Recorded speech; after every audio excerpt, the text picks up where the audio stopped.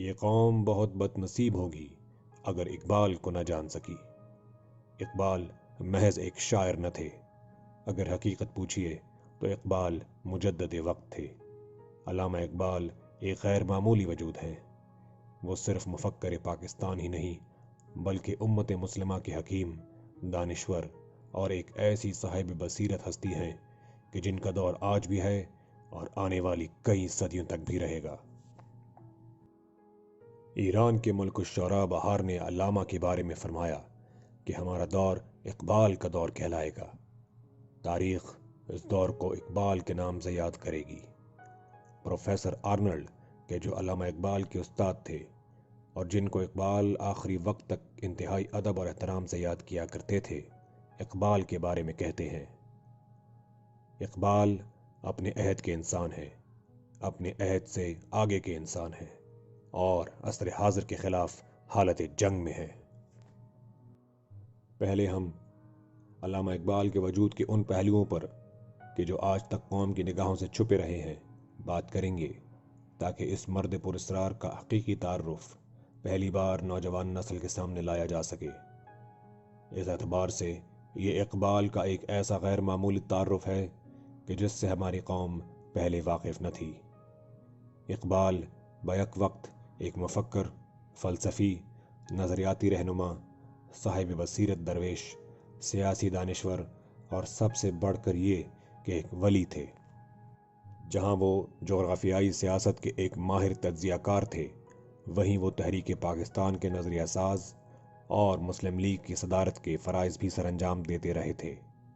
یہ تمام کمالات اس ایک شخصیت میں کچھ اس طرح جمع ہو گئے تھے کہ اس غیر معمولی وجود کی کسی ایک جہت کو سمجھنے کے لیے بھی طویل عرصہ درکار ہے۔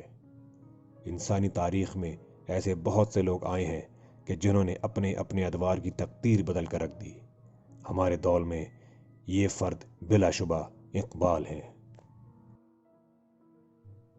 1400 سال کی مسلم تاریخ کو اگر آپ مختلف ادوار میں تقسیم کرتے چلے جائیں تو آپ دیکھیں گے کہ اس میں واقعات کی ایک غیر معمولی ترتیب پائی جاتی ہے۔ علامہ اقبال جس عہد میں پیدا ہوئے، اس دور میں پورے عالم اسلام میں مکمل طور پر اندھیرا چھا چکا تھا۔ سن 1857 کی جنگ آزادی میں مسلمانوں کو شکست ہو چکی تھی۔ اس کے نتیجے میں ایک بہت بڑی مسلم تہذیب سلطنت مغلیہ کا خاتمہ ہوا اور پورا ہندوستان انگریزوں کے قبضے میں چلا گیا۔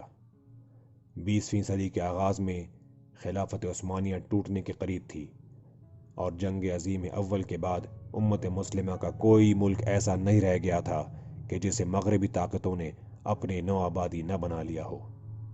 پوری مسلمان دنیا مغربی استعمار کے قبضے میں جا چکی تھی، سوائے مکہ، مدینہ اور افغانستان کے کچھ علاقوں کے، اور وہاں بھی استعماری طاقتیں شورش و فساد برپا کرنے میں مصروف تھیں۔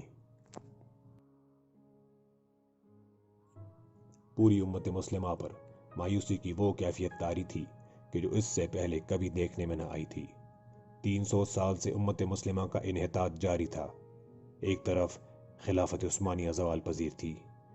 19ویں صدی میں اسے یورپ کا مرد بیمار کہا جاتا تھا، کیونکہ یہ خلافت اب آہستہ آہستہ ٹوٹتی ہوئی اپنی موت کی طرف جا رہی تھی۔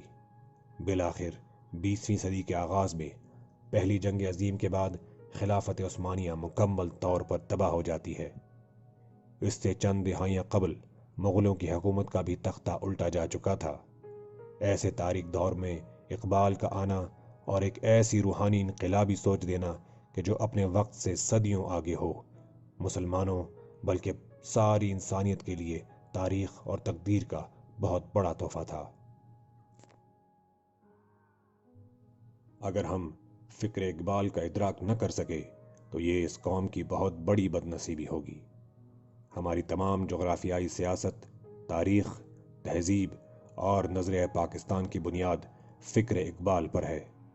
صرف ہندوستان پر ہی نہیں بلکہ علامہ اقبال کا جو اثر امت مسلمہ خصوصاً فارسی اور اردو بولنے والی دنیا پر ہے، وہ اتنا غیر معمولی ہے کہ ناقابل یقین لگتا ہے۔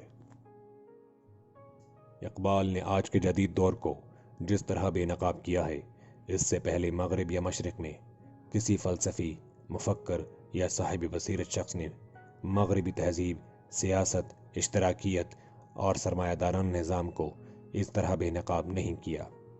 اقبال نے نظریاتی طور پر جدید مغربی تہذیب کی دھجیاں اڑا کر رکھ دی۔ اقبال نے جدید بینکاری نظام، جدید سرمایہ دارانہ نظام کہ جن کی بنیاد سود اور ربا پر ہے پر کاری ضرب لگائی۔ اپنی شاعری میں صہیونیوں اور فتنہ گر ملاؤں کو بے نقاب کیا اور اشتراکی نظام کی تو جڑ ہی کاٹ ڈالی۔ اشتراکی نظام حکومت کس طرح انسانوں کو غلام بناتا ہے اور یہ کس قدر خلاف فطرت ہے، اسے اقبال نے واضح کیا۔ اس کے مقابل انہوں نے یہ ثابت کیا کہ انسانیت کی فلاح صرف نظام شریعت میں ہے۔ انہوں نے اپنی تمام تر سوچ و فکر کی بنیاد قرآن پاک اور حضور صلی اللہ علیہ وآلہ وسلم سے تعلق اور محبت پہ رکھی۔ اقبال جیسے مفکر اور فلسفی کو دنیا کے لیے رد کرنا بھی آسان نہیں، کیونکہ اس مرد درویش کا ڈنکا مشرق و مغرب میں بجتا ہے۔ عالمی استعماری صہیونیوں کی ایک سوچ ہے۔ وہ کہتے ہیں کہ ہمیں کروڑوں کی آبادی اور لاکھوں کی فوج سے کوئی خطرہ نہیں، لیکن ہمیں خطرہ ہے تو ایک ایسے مفکر اور دانشور سے کہ جو مردہ قوم میں زندگی کی نئی روح پھونک دے، لوگوں کو آزادی کی نئی سوچ و فکر دے اور ہمارے پورے نظام کو بے نقاب کر دے۔ ہم ایسے کسی شخص کو باقی نہیں رہنے دیں گے۔ علامہ اقبال بھی ایک ایسی ہی شخصیت ہیں کہ جو کفر کے پورے نظام کے لیے خطرہ ہوتی ہے۔ آج کلام اقبال کو اور ان پر کام کرنے والے دانشوروں کو قصداً نظر انداز کیا جاتا ہے۔ اسلام کے بارے میں واضح طور پر اقبال خود اپنی شاعری میں کہتے ہیں کہ مغرب کے نظام کو یہ بات اچھی طرح معلوم ہے کہ آنے والے وقت میں ان کے سامنے جو نظام اور نظریہ آنکھوں میں آنکھیں ڈال کر کھڑا ہوگا وہ اسلام ہے۔ چونکہ اقبال نے اپنے تمام نظریات کی بنیاد قرآن اور اللہ کے رسول سے تعلق پر رکھی ہے، لہٰذا اقبال کو جان بوجھ کر نظر انداز کیا جاتا ہے۔ فکر اقبال کو کسی جگہ پروان چڑھنے نہیں دیا جاتا۔